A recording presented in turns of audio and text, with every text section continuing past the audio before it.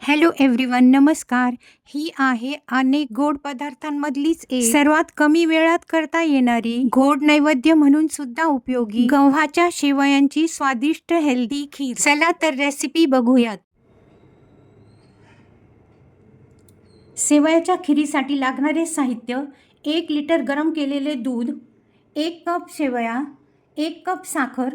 साखर कमी किंवा जास्त आपल्या आवडीनुसार घेता येते. 1 मोठा चमचा साजूक तूप, 1 टेबलस्पून वेलची पावडर, 7-8 काजू, 4-5 बदाम, 2 छोटे चमचे रवा. सर्वप्रथम गरम पॅन किंवा कढईमध्ये 1 चमचा तूप टाकून सर्व ड्रायफ्रूट्स गुलाबीसर फ्राय करून घ्यायचीत. त्याच गरम पॅनमध्ये थोडेसे तूप टाकून रवा हलकासा परतून घ्यायचा.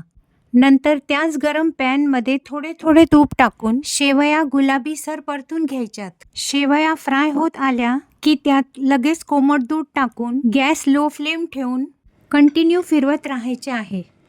1 उकळी आल्यानंतर साखर व बाकी सर्व साहित्य व भाजलेला रवा 3-4 मिनिट उकळू द्यायचे. छोटे 2 चमचे भाजलेला रवा टाकल्यामुळे खीरीला घट्टपणा व जास्त छान चव येते. ही आहे आजची छोटीशी टिप. खव्याची पण गरज राहत नाही.